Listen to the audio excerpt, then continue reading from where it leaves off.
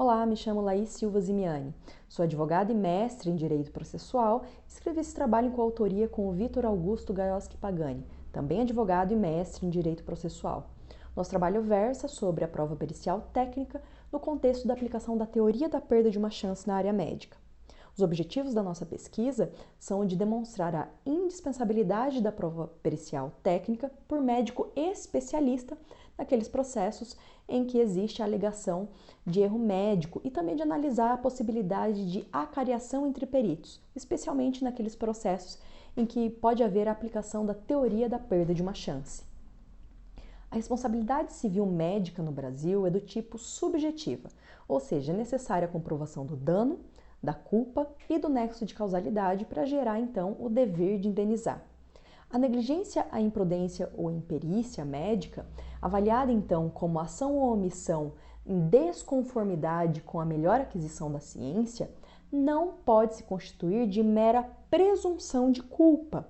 Isso quer dizer que a avaliação do profissional médico deve se pautar dentro de parâmetros concretos e não meramente hipotéticos. E é aí que reside a importância da prova pericial técnica nesses processos. É importante também que em casos complexos de alegação de erro médico, o perito médico nomeado pelo juiz seja um especialista no objeto da perícia, ou seja, não basta que ele seja apenas nomeado no Conselho Regional de Medicina. Essa necessidade também será verificada e especialmente verificada quando se investiga a possibilidade da aplicação da teoria da perda de uma chance. O STJ, ele elenca objetivamente os critérios a serem analisados para sua configuração, quais sejam que a chance seja concreta e real, com alto grau de probabilidade de obter então um benefício ou ainda de sofrer um prejuízo. Além disso, deve haver uma ação ou omissão do ofensor que tenha nexo causal com a perda de uma oportunidade de exercer essa chance. E além disso, o fato de que o dano não é o benefício perdido, porque este sempre será hipotético. Dessa maneira, não deve restar dúvidas a respeito das conclusões periciais e dos assistentes técnicos nesses casos, porque o juiz ele já está diante de uma situação excepcional, que é a aplicação da teoria. Então, esse juízo é de probabilidade, mas ele deve ser sério e real, sendo incomum, inclusive, que haja muitas divergências entre peritos e assistentes técnicos. Então é interessante analisar nesse contexto a possibilidade de acariação entre peritos. Nesse sentido, a doutora professora Carmen Vasques, da Universidade de Girona, aponta que o juiz, para se aproximar aí desse juízo de realidade dos fatos, ou mesmo de verossimilhança dos fatos, ele deve compreender em que e por que discordam os peritos, ou ainda em que e por que eles concordam.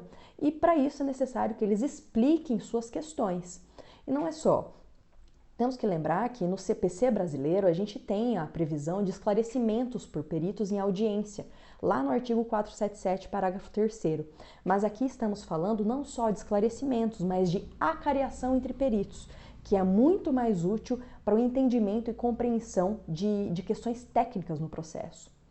Nessa linha é interessante citar também a solução contida nas regras do processo civil do Reino Unido, em um capítulo nomeado Discussions Between Experts, que possibilita então que os tribunais, em qualquer fase do processo, determinem que os peritos discutam com o fim de identificar questões técnicas no procedimento e também para que cheguem a um acordo sobre essas questões. E se eles não chegarem nesses acordos, ou nesse acordo, quais são as razões para o desacordo, Quais são os pontos divergentes entre eles? Assim, tanto a indicação de perito médico especialista quanto a possibilidade de acariação entre peritos são condutas processuais de extrema relevância para o processo, não só para auxiliar o convencimento judicial, mas também para proporcionar às partes a necessária dialética interacional e cooperativa, garantindo então o contraditório, a eficiência processual e o resultado útil do processo. Obrigada pela atenção e fico à disposição para esclarecimentos. Até logo!